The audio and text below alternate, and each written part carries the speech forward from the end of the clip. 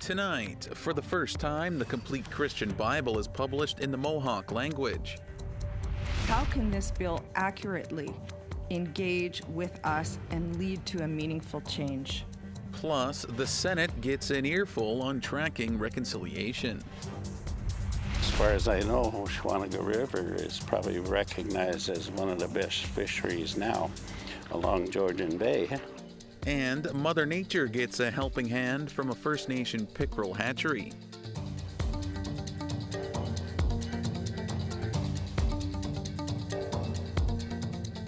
Good evening, Tansayanin. Welcome to APTN National News. I'm Daryl Stranger.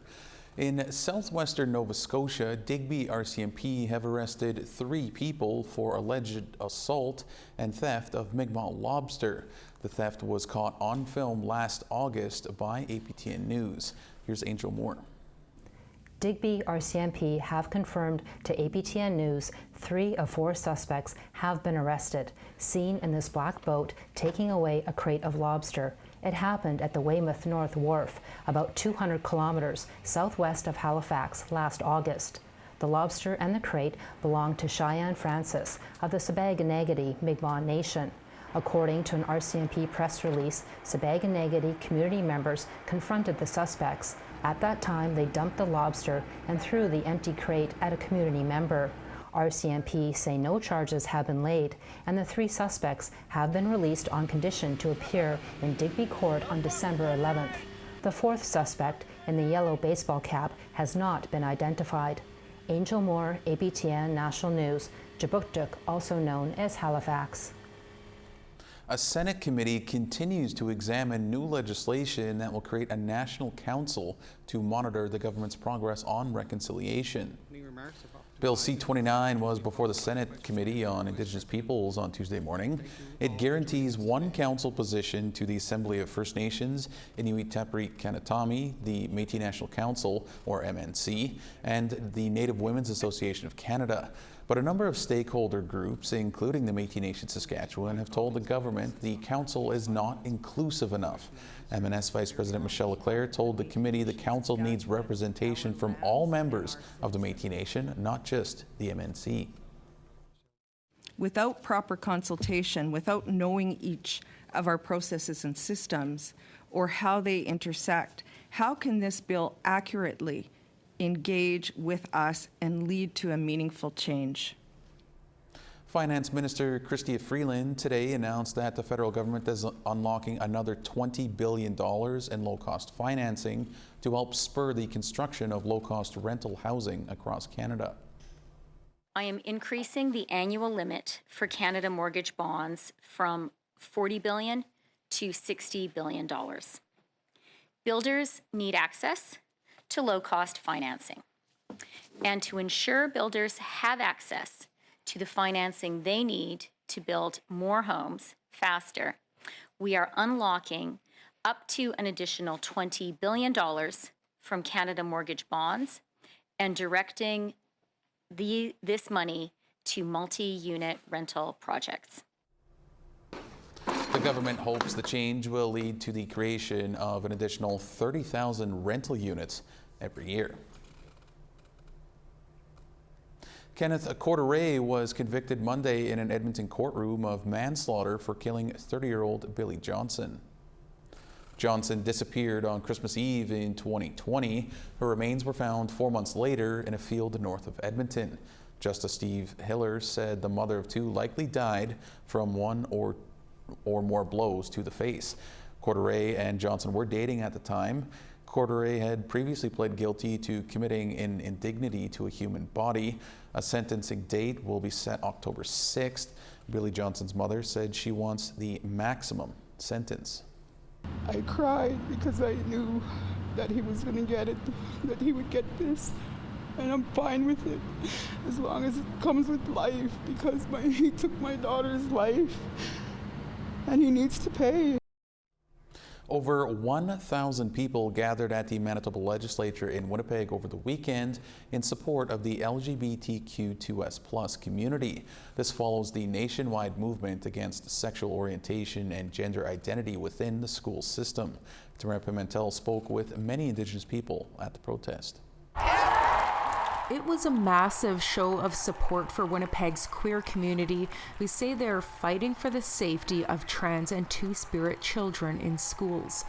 For Sadie Lavoie, this gathering is about bringing a voice to vulnerable students, especially those who are also Indigenous. It's really disheartening when you have a group of people that believe that your existence shouldn't be allowed or that our rights need to be relinquished. There is the amount of suicide rates that are among Indigenous people. It's a lot, or even in people in general. It's mainly two-spirit LGBTQIA. Especially those that are up north that are in isolated communities. So when they see this, they see that we are fighting for their right to exist and that they deserve to survive. This is a counter-protest in response to the 1 Million March for Children movement that saw thousands across Canada protest against LGBTQ2S+ education last Wednesday. They're advocating for the removal of sexual orientation and gender identity curriculums in schools. It's essentially saying, that's great, but we really don't want to see you, we don't want to hear from you. That's what it feels like. You're asking us to just disappear. And that's double, especially if you're Indigenous and queer, that's there's no space in this world for you. The peaceful gathering at the Manitoba Legislature ended in a walk to the Canadian Museum for Human Rights. Many here say queer children face bullying and need more support in order to receive a proper education. As I was growing up, I never had that inclusion in school. I was always left out, always picked on. So it's important that our trans youth have a voice and have say. Seeing how many people have mobilized this last Wednesday, it's very indicative that we need education, particularly LGBTQ education within our school system, so that non-LGBTQ kids and their peers can understand them better, and as well as have a grasp on how to better protect us as a community, as a vulnerable population. Tamara Pimentel, APTN National News, Winnipeg. Well, we want to hear what you think about the stories you've seen to start our show tonight. Here's how to continue the conversation. To read and watch our stories, go to aptnnews.ca. And if you have a story you want to share, send us an email to news@aptn.ca. You can find us online on your favorite social media sites, including TikTok, YouTube, LinkedIn, and X, previously known as Twitter. Make sure to follow APTN News to join the conversation and see our latest stories. Members from the Mohawk community of Ganasatawge gathered at a local church a few weeks ago to celebrate the publication of the first ever Mohawk translation of the Bible and the elder behind this incredible achievement. Maricela Amador has more.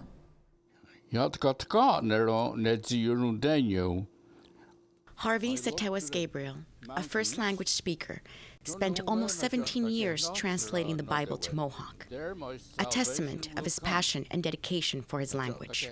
My mother always told us, never speak in other language except what you were born with, because the Creator gave you that language. Gabriel recounted how his mother, Gladys Jacobs, a residential school survivor, first brought him to the United Church in Ganasatawge when he was just a boy. Then, in 1957, he was left astonished when he heard a church service delivered in Mohawk. And then when we got home, I said to my mother, how come we don't have our own Bible? She said, oh, that's a big project. Who's going to translate it? And that word stuck with me for a long time. Gabriel said that he started translating passages from the Bible around 1980. When he was asked to give readings in Mohawk at the church. Then, in 1999, 3 retired teachers from Ganawage invited him to translate 2 Corinthians. I took chapter 4, 5, 10 to the finish. And I did it faster than anybody. Once the project was over, Gabriel continued to translate the Bible on his own, spending countless hours in his workshop going verse by verse. The director of the Montreal Canadian Bible Society called me. He says, how you doing? I said, I'm in a very bad dilemma. He said, why? I said, you know, my translation is just piling up on a shelf going nowhere. The Canadian Bible Society provided funding and connected Gabriel with a biblical language professor who verified the accuracy of the translation. And then all of a sudden he said, brother, your translation is side by side with the Hebrew. But more money was needed to complete the years-long project. So Gabriel's wife reached out to the United Church of Canada Foundation, which was eager to help. Because it just seemed so impressive as a work and important for the future of the Mohawk language. Or added that their involvement is also an important step towards reconciliation. The 83-year-old elder is now planning on recording himself reading the Mohawk Bible. And I keep telling the young people, if you don't have your language, you have no identity. That's my identity. I speak the language. Maricela Amador, APTN National News, Canassadagay. Time to take a short break. Still ahead, a fish hatchery is achieving success in keeping pickerel stocks healthy. We'll harvest eggs from the females. We will harvest males as well. And what we'll do is we'll dry mix the eggs in a bowl and fertilize it with the milk.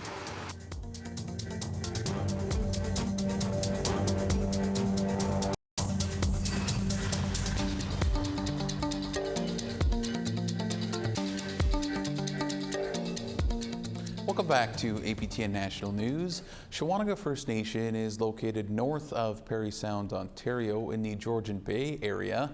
It's home to a unique little fish hatchery that has had great success in the replenishment of pickerel stocks in the local waterways. Here's Annette Francis with more. Aaron Pamajuan has been coming to this very spot every spring, as long as he can remember. It's a special place, catching and preserving walleye, also known as pickerel in other parts of the country, is in his blood. I remember staying down here overnight under the stars by a campfire, coming down harvesting walleye and then heading back out in the day. And you know, it's something that's very dear to me because my grandfather has worked for M&R, helping out this fishery. Many from the community come to harvest walleye on the Shawanaga River. The water would be flowing much faster than it is now because of the snow melt and the spring melt.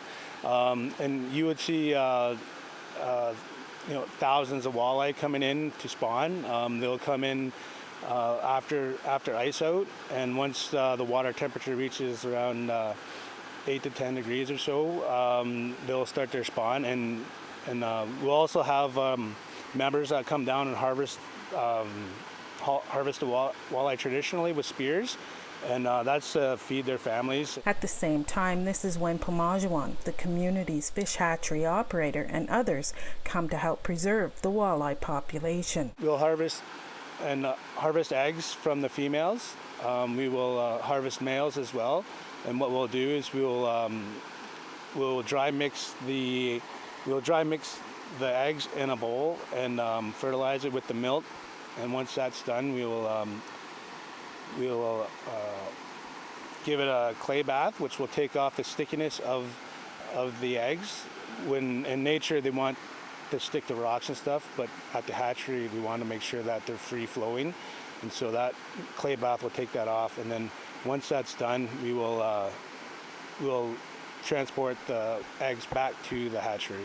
The hatchery is a long-running preservation program that began in the 1980s in response to the declining population of fish.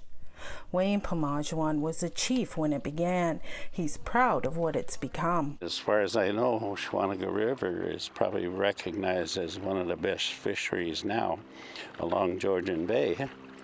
And it didn't happen by itself.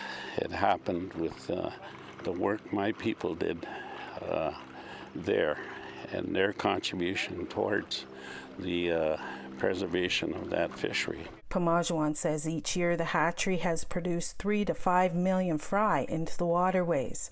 Part of that success is the community support for the program. and education. Once the fry are starting to hatch in the hatchery, we'll call the school down, and I'll put little fry into little cups for them, and they put them fry back into the water. So that shows them that, okay, here there's that whole cycle here. That fish that gave me life, gave its life to give me life, and I'm giving that life back to the water. According to Pamajwan, when this new hatchery is up and running, it will have the capacity to hatch over 8 million walleye fry and produce close to 200,000 advanced fingerlings, giving them a better chance of survival once released. It's expected to be ready by next spring. Annette Francis, APTN National News, Shawanaga First Nation. A new and improved management plan for the Torngat Mountains National Park in northern Labrador was tabled in Parliament last week. The almost 10,000 square kilometer park is located on Inuit territory in Labrador and Nunavik. The area is considered to be under the control of Parks Canada. Management plans like the one tabled last week are reviewed every 10 years. This new plan will include updating the park's base camp and providing more contact with Inuit storytellers. Around 500 people visit the park each year for hiking, camping, and rock climbing excursions. The impact of Canadian forest fires this week was noticeable north of 60 as communities hundreds of kilometers away from the flames experienced smoke. Wildfire smoke drifting from the Northwest Territories and northern Quebec was visible in Iqaluit, Nunavut. Northern and Western Canada this year has faced an unprecedented forest fire season marked by major evacuations and record-setting flames. This was the scene around Iqaluit. Over 15 million hectares of forest burned in 2023, surpassing the previous 1995 record of 7 million hectares, according to Canadian Geographic. A 64-year-old pilot is lucky to be alive after escaping unharmed from a plane crash Sunday afternoon. He was the only person in the plane when it crashed near the Red Sucker Lake Airport, 530 kilometers northeast of Winnipeg. Island Lake RCMP say another plane passing over noticed the downed plane and reported it. RCMP secured a helicopter to assist, but due to the bog, it had to hover just above the ground long enough to bring the pilot to safety. The Transportation Safety Board is investigating. All right, one final break is upon us. Still to come, an Algonquin woman is preparing to sing the anthem at a Toronto Blue Jays game. One of the ladies that works for the Jays came across it on social media. She shared it with their entertainment team and they said, find this lady, find this officer.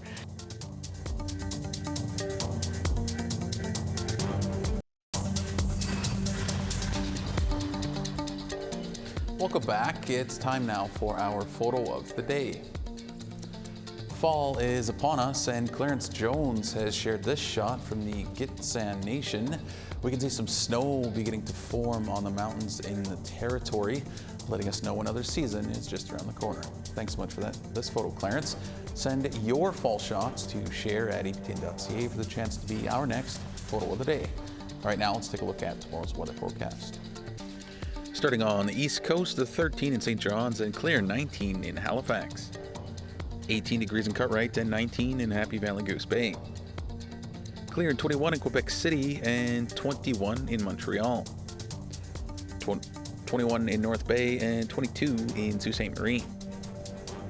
21 degrees in Timmins and 24 up in Big Trout Lake. Mix of sun and cloud and 23 up in Churchill and 22 in God's Lake. 22 in Barons River and 21 in Winnipeg. 23 in Regina and 21 in North Battleford. Some showers of 19 in Buffalo Narrows and 19 in Stony Rapids. Continuing west, 18 up in Fort Chipewyan and 14 in Peace River. 18 degrees in Edmonton and 21 in Medicine Hat. 16 degrees in Vancouver and 15 in Campbell River. 13 degrees in Prince Rupert and 11 in Fort Nelson. 10 degrees in Watson Lake and 10 as well in Mayo. 10 in Fort Simpson and 9 in Wrigley. -5 degrees in Fort McPherson and 6 in Colville Lake. -1 in Cambridge Bay and 11 in Chesterfield. 0 degrees in Iqaluit and 4 in Iqaluit. An Algonquin woman and sergeant of the Anishinaabe Police Service in Nipissing, Ontario, has been warming up her vocals. It's all in preparation for when she heads to a Toronto Blue Jays game on September 30th. Here's Annette Francis to explain what exactly she'll be doing there.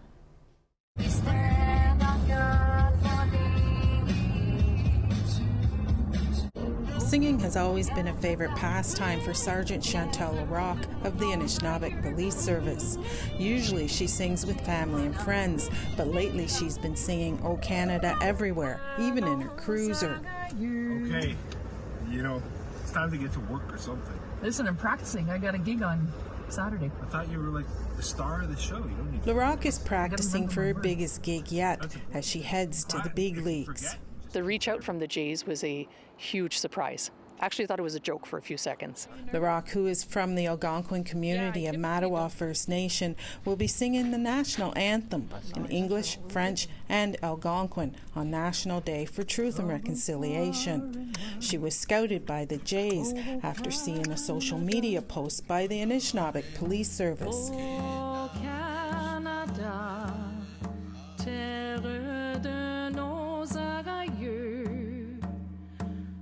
One of the ladies that works for the Jays came across it on social media.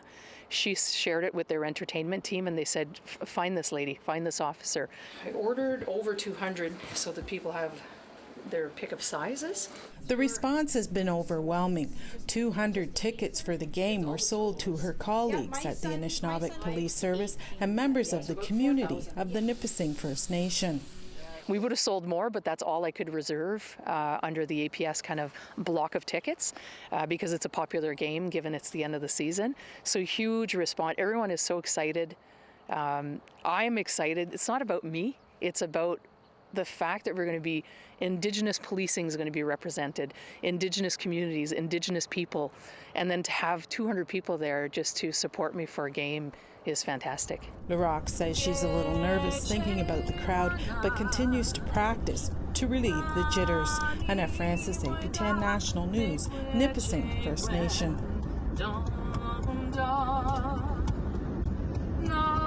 Well, best of luck to her on the weekend. The Radio, Television and Digital News Association of Canada has announced the finalists for its 2023 National Awards, and one of APTN's own is on the list in the digital news category.